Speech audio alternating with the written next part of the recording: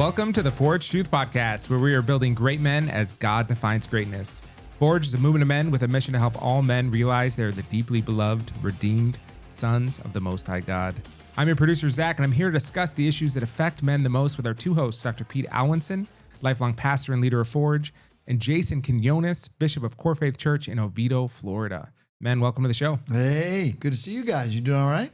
Oh, doing great. Doing great. Yeah, you are. Good to be with y'all. Yeah, I'm absolutely. You know, since we had that podcast with Joby Martin, and he looked at you and he said, "Arm day," you know. So I just want to say it's Arm Day for me. It's Arm Day today, baby. Come on, here we go.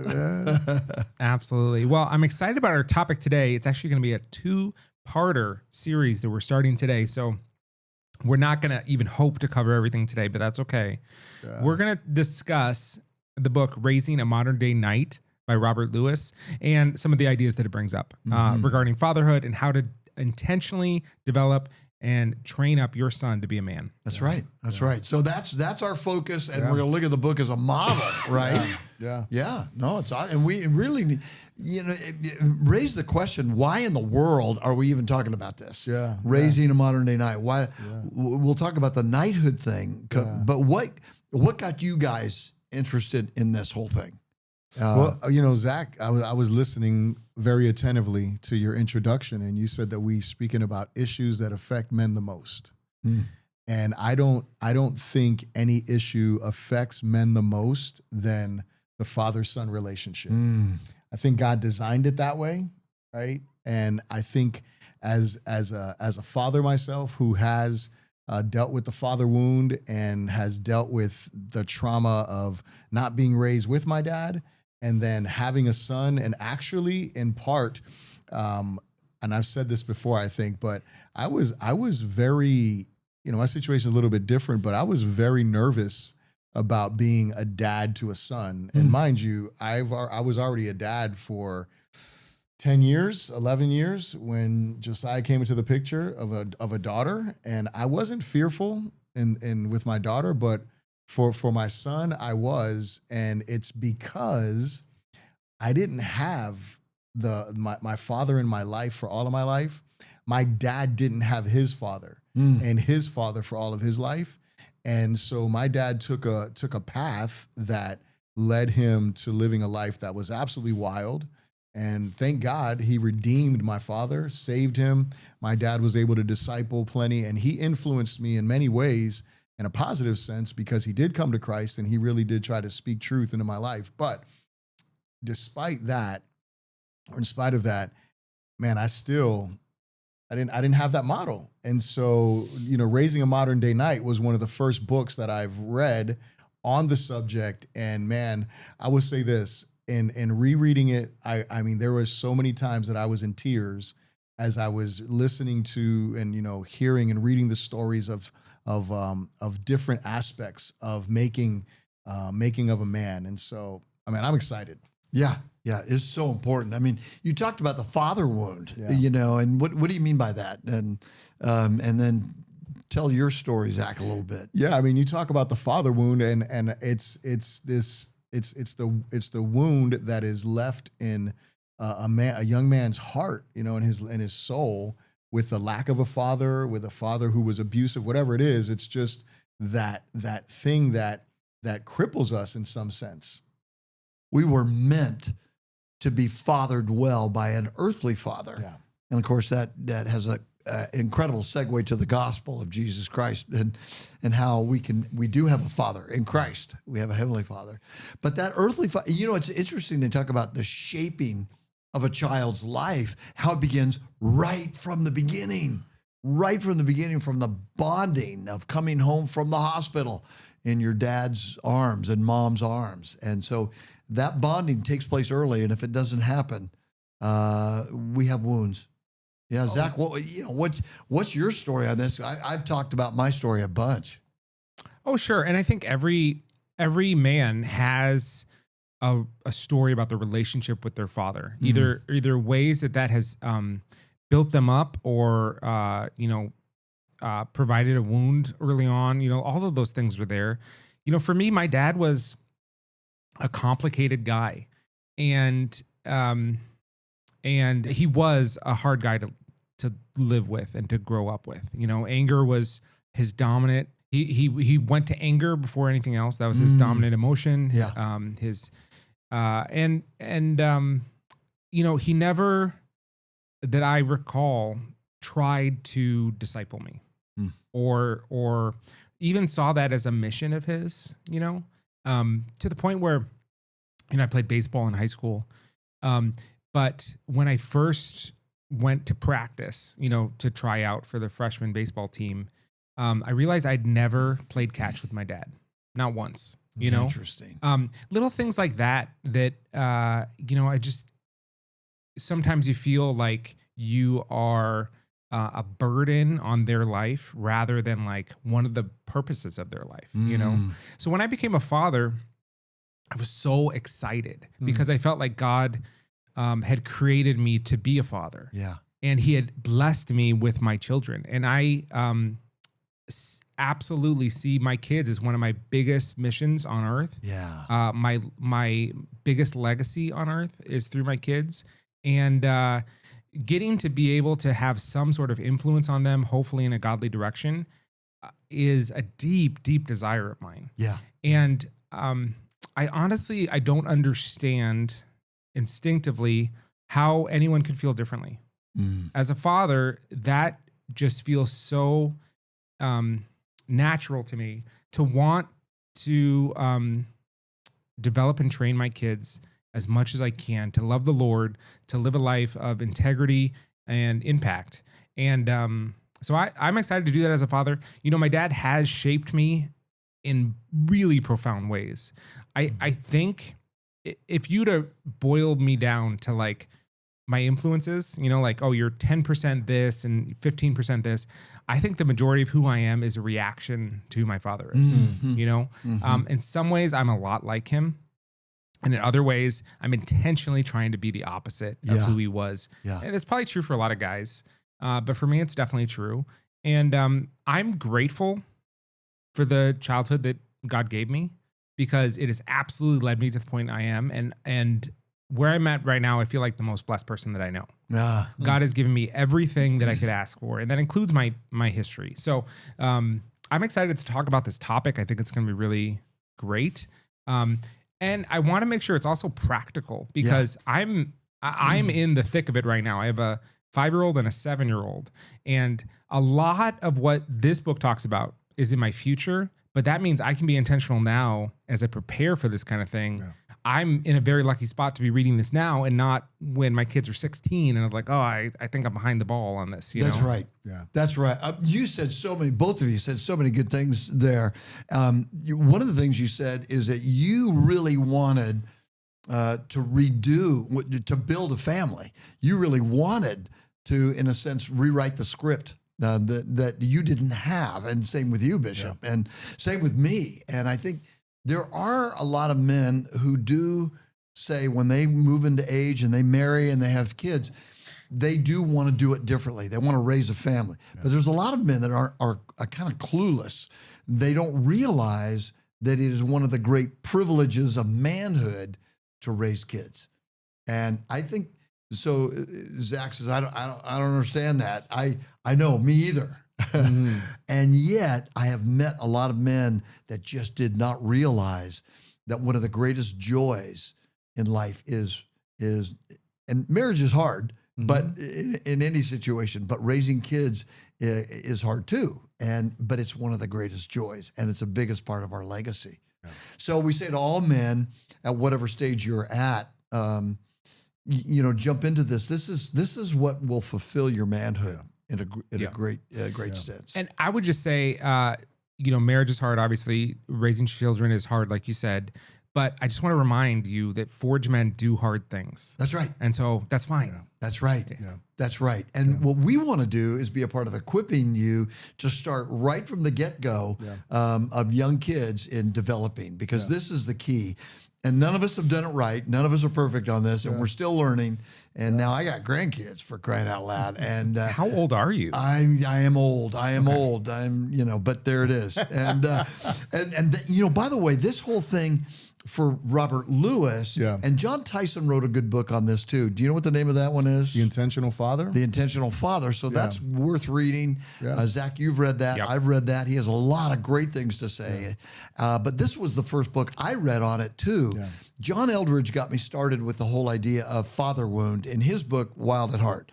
And so that helped me start thinking about that. But of course, I have more wounds from my earthly father experience, and I don't want to repeat them in the life of my kids. Yeah.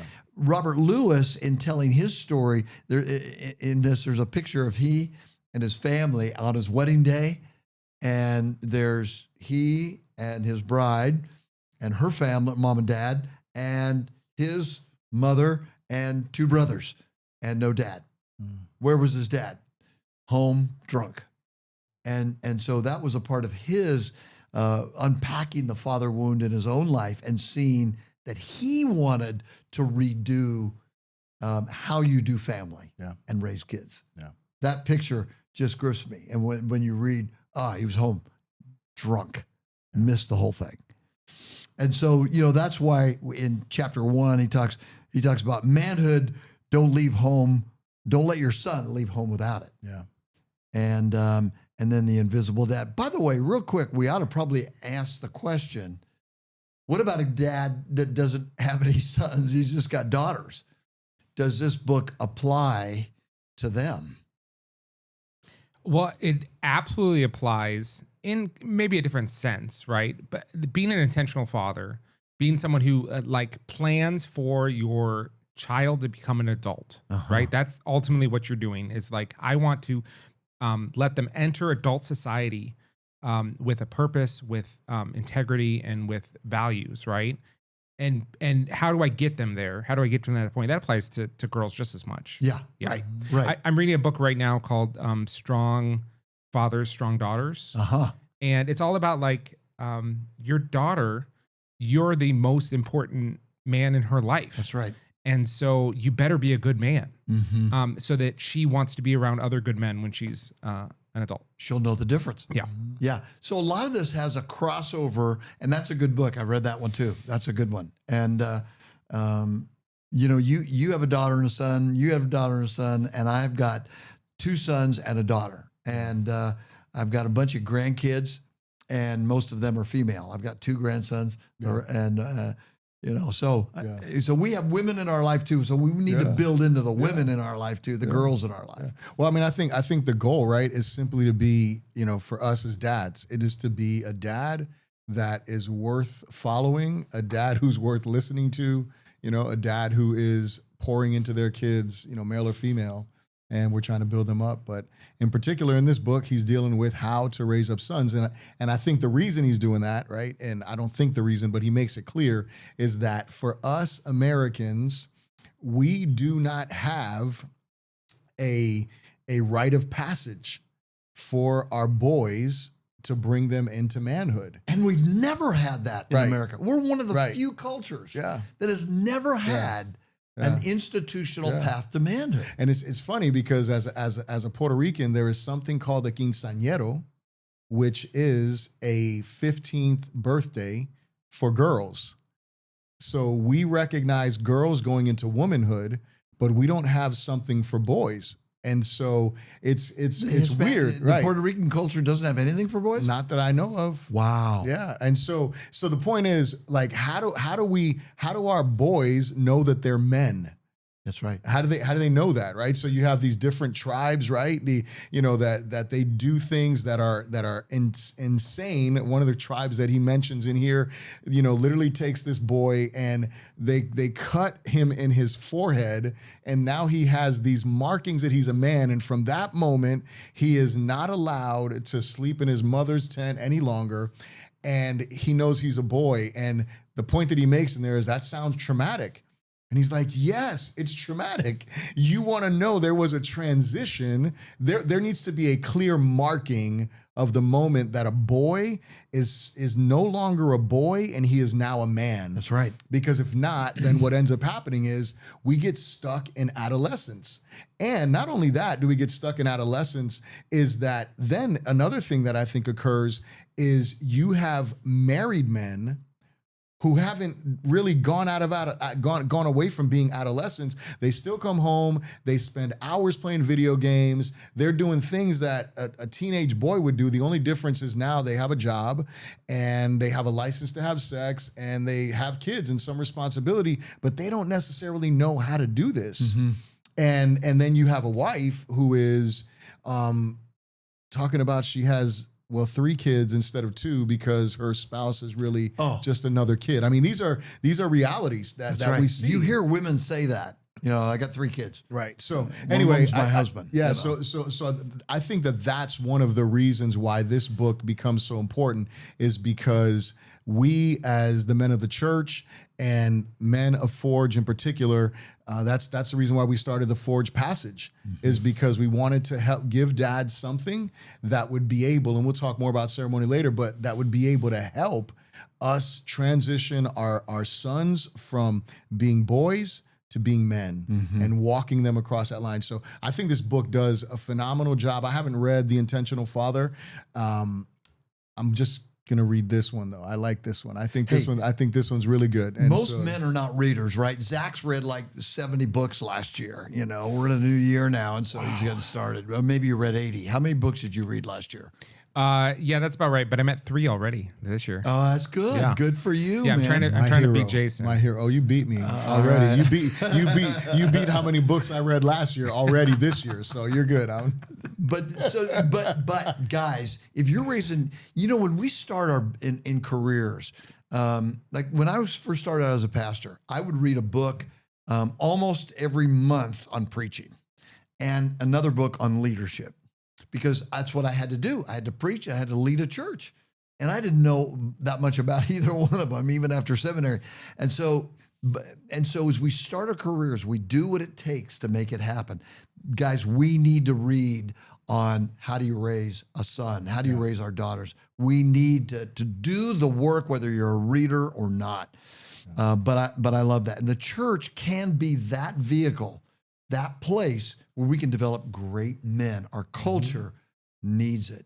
Yeah. So that's what Robert Lewis, as a pastor, started figuring out. He didn't know what it meant to be a man, and he wanted to help other men. Plus, he wanted to change the outcomes in his own family, and tells that story. So in chapter 2, he talks about the invisible dad.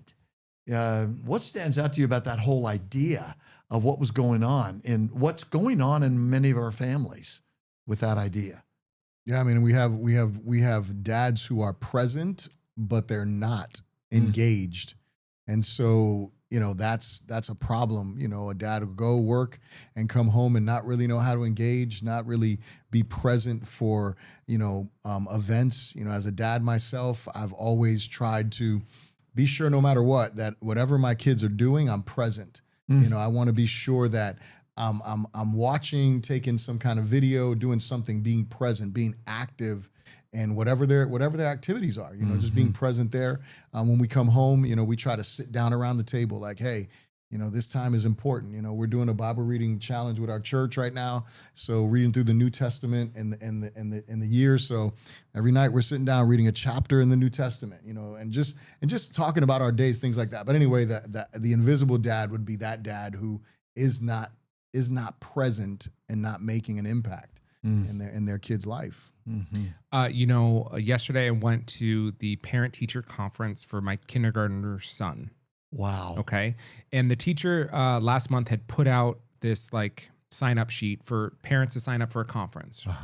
And when we went to go sign up for the conference, we saw that there was already 3 people that had signed up, 3 families that had signed up. And it was all on the first day. She offered 2 weeks worth of conference slots, and it was all on the first day.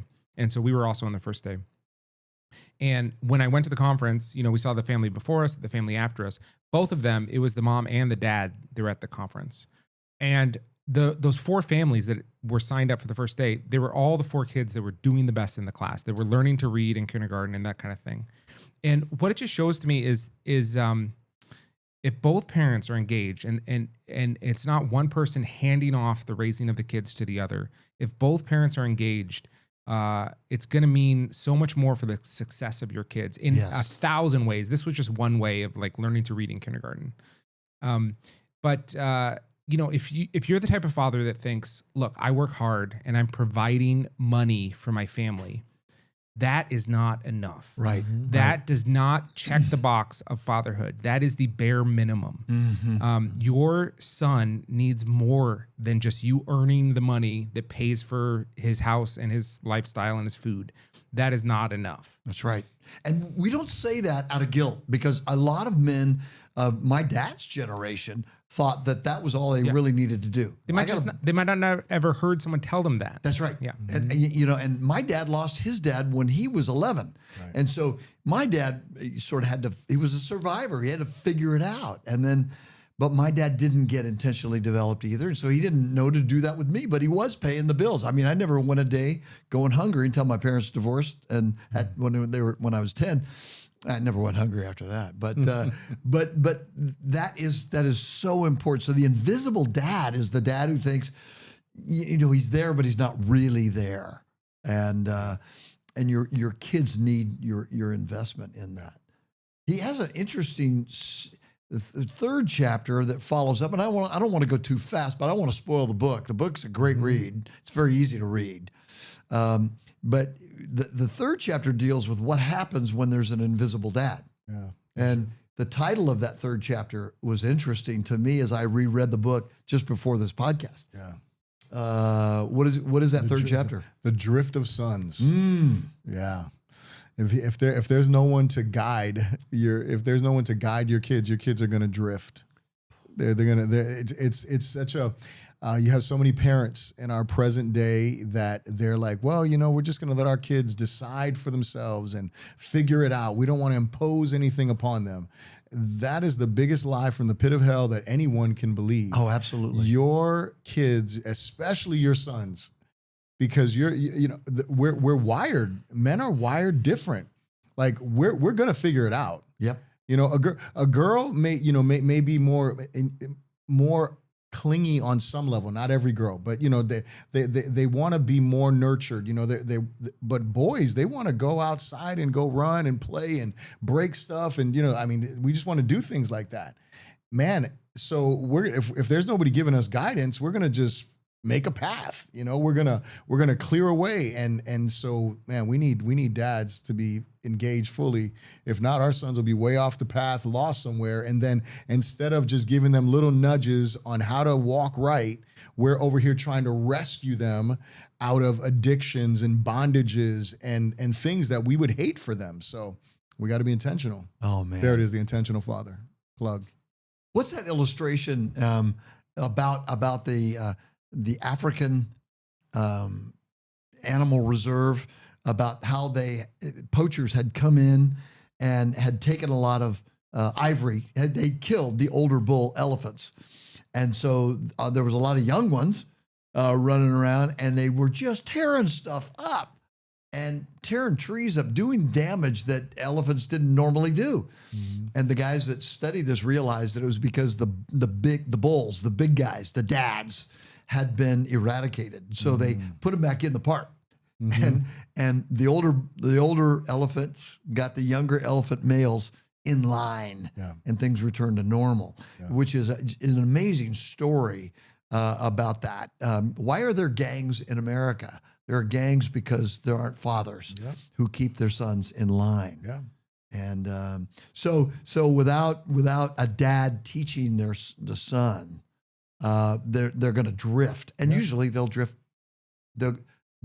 They'll break bad, as the TV show used to go, Breaking Bad. Well, and because they're in the heart, right? There's a vacuum. Yeah. For validation. There's a vacuum for that building up. There's a vacuum for that direction. Yeah. As a young man, growing up, I've always wanted. I mean, even as an older man, I have to be conscious of the fact that man, I'm sometimes looking for validation from people because I didn't get it as a kid, you know? And so it's important that we recognize as older men that our validation comes from the cross of Christ, and that the gospel reminds me of my identity every day.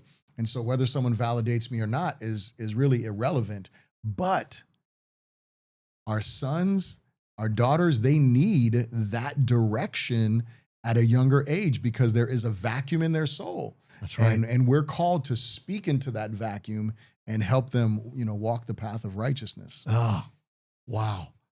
Zach, what comes after that, chapter-wise? I mean, those, because we can't cover the whole book, but we do want to take this a little systematically just to whet your appetite. Yeah. Well, the book talks about like 3 pillars you're supposed to give your son. Yeah. A vision, a code, and a cause. Yeah. I love those.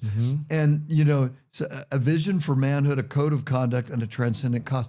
Those were 3 things that my dad never gave me intentionally.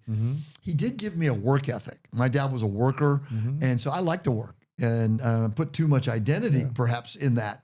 So he gave you some code. He gave me a code. He did give you some code of conduct. That's right. You were to be a worker. So he did. That's right. So and I think that's something to realize as well, is that because we're wired a certain way, that thing that probably comes more natural to us, we might thrive in that, and that's a positive, but it's not the whole picture. Yeah, that's right.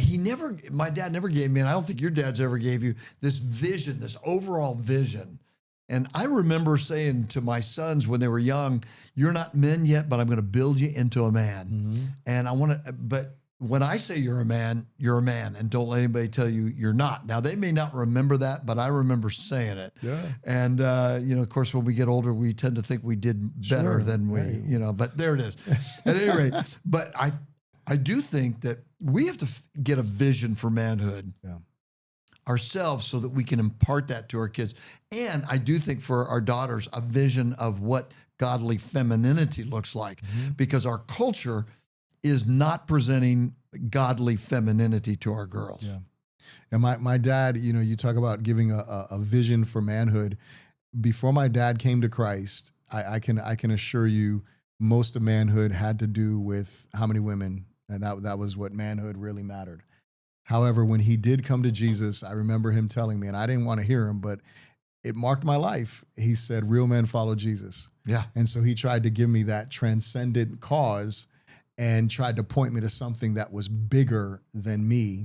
And even though I didn't want to hear it, because I was like, well, whatever. But nonetheless, that was there. So yeah, I think that's that giving men a vision. And I would say this about vision. Vision is not just pointing them to something, but it's actually letting them look at you. That's so important when you talk about that vision for what it means to be a man. A vision for manhood, a code of conduct, and a transcendent cause. Yeah. Just as we had a chance to talk with Hollis on this whole idea, the MMA fighter and Brazilian jiu-jitsu expert, he won, but then he'd feel empty inside. Our kids need to have a transcendent cause because culture will give them a false cause. Yeah. And so these areas are what we do. And this book, and we think Forge, we try to emphasize these deals. I remember I made my sons memorize this. Yeah. A real man rejects passivity, accepts responsibility, leads courageously, and expects the greater reward. The greater reward. I paid them $5 each to memorize that. From this book, this was a first step in my helping develop my sons into men. Yeah. And this is crucial stuff. Yeah. Well, like I said, this is going to be part 1 of a 2-part series. So we're going to come back to this next week and talk more about what this book has to tell us about raising up your sons to be men. But right now, we're going to end it here. I want to thank you for listening to this episode of the Forge Truth Podcast. If you have questions or comments about what we talked about today, be sure to email us at forge@forgetruth.com. And if you want to find out more about the Forge movement, you can go to forgetruth.com. Jayson, will you leave a challenge for our men today? Yeah, guys, as you're listening, first of all, I want to say, if you're not a dad, you might be a young man listening to this podcast and like, this really doesn't apply to me. Man, I'm going to tell you, read this book, because you'll learn what it means to be a man. And if you are a dad, I encourage you to read the book so you can help your son become the man that God designed him to be.